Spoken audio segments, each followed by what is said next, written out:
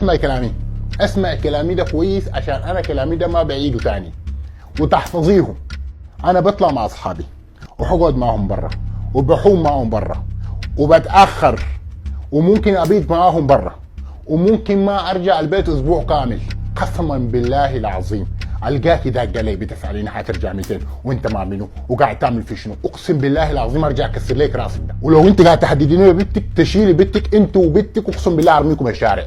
والكلام ده عاجبك ما عاجبك خدي بنتك وارجع لابوك طوالي. ده الكلام اللي قاله صاحبي لي مرته. وين صاحبك هسه؟ 12 غرزه يا حبيبتي، ماخذ 12 غرزه من جبهته لحد اخر راسه هنا، تمام؟ وعنده ارتجاج في المخ ويده مكسوره وعنده رباط صليبي. هسي في رويال كير والله. وانت هتعمل شنو هسه؟